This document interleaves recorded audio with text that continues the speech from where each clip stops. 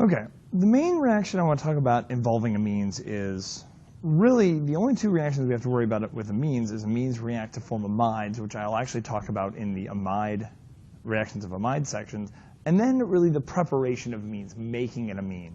Now this is actually this is one of the more complicated reactions, maybe not quite cyclic hemiacetal formation complicated, but it's a little tough. So the main thing you should know is that amines are prepared by adding nitrogen of some nitrogen, either in amine or ammonia. So you can think of an amine, or ammonia is just an amine that doesn't have any R groups on it yet. This is all hydrogens. And we're going to add an alkyl halide. So if we add ammonia to an alkyl halide, we get a primary amine. The thing is, the reaction can keep going, though. Once the primary amine is made, it can react with another alkyl halide to make a secondary amine. And the secondary amine can react with another and tertiary amine. And then finally, a tertiary amine can make something called a quaternary ammonium salt. So I'll walk through this whole process here. The first step, an amine salt is produced. So actually, what we showed up here, each of these reactions, so this reaction is actually a two-step reaction. I'm going to break it down into two steps, but when I talk about it on exams and quizzes, we're going to deal with it like it's all one. But I think it helps to see where the two steps come in. So the first step, an amine salt is produced. So what happens is we start with an alkyl halide. Remember, X is a halogen, which can be fluorine, chlorine, bromine, iodine, any of these. So what happens is, this is basically, the way I like to describe it is, imagine that the halogen is it's the carrier that's bringing the R group to attach it to the nitrogen. So wherever the R group is attached to the halogen, that's where the nitrogen. So another way to think about it is the nitrogen is replacing the halogen. So what you get is you get something kind of peculiar at this point, because we have ammonia that's got this lone pair. And what happens is, I'm going to use something more specific. I'm going to say chlorine, and let's do ethane. What happens is this lone pair goes, hey, give me that. And this lone pair goes up, and chlorine becomes its negative ion. And then break. I'm going to move this over here because nitrogen has now grabbed it. But the problem is now nitrogen is making 4 bonds. So it's got a positive charge. And the chlorine says, well, hey, that's great. I'm just going to hang out here then, because that's a negative charge, or a positive charge, and I like those. The next step, this isn't an amine. This is an amine salt. We want to produce an amine. Well, really all we have to do now is we just have to get one of these hydrogens off of here.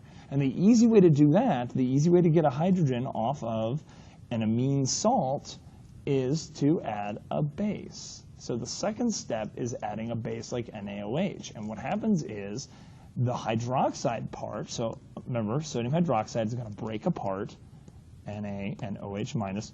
Hydroxide is a strong base. It's just going to grab one of those hydrogens and make water. Now that nitrogen only has 2 or 3 bonds, it's got its lone pair back. It's not positive anymore.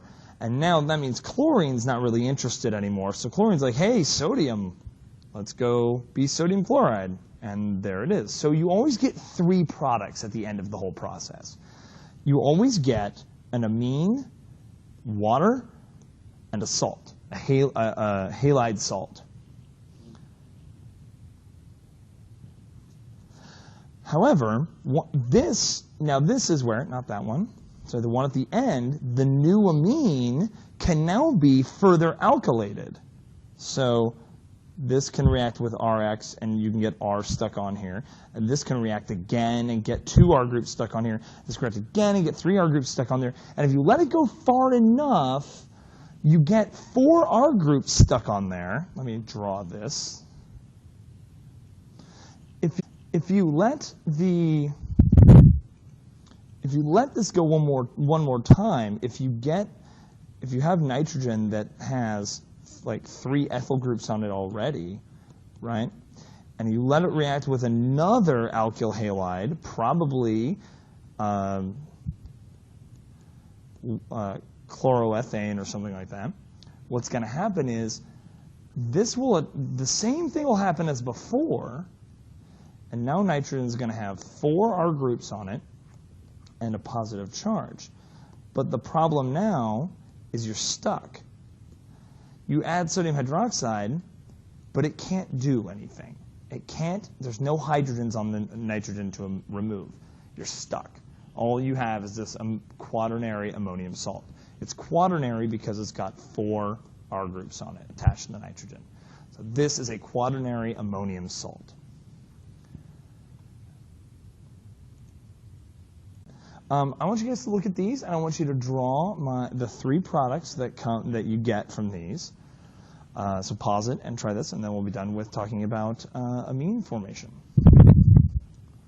So I'm going to get, assume the reaction has stopped after 1 step. So what happens is the nitrogen is going to replace the chlorine here. I'm going to get CCCN2, H2O, and sodium chloride. Sodium chloride because you have sodium and you have chloride. That's where I'm getting that from. The second one, we're going to attach, remember this nitrogen is going to attach here. So we're going to get, we have a secondary amine, we're going to make a tertiary. So I'm going to get nitrogen, I'm going to draw it as before, but I'm going to remove that 1 hydrogen. And I'm going to draw the carbon here, and then the isopropyl group here, and then the new group goes on here, and that's this one. And then, of course, we have water and sodium bromide. And the final one, this is just ammonia, so I'm going to make a primary amine. So I'm going to stick this onto the nitrogen. I'm going to get N, H2, C, C, C, C, plus water, plus sodium bromide. And there you go. And that's amine formation.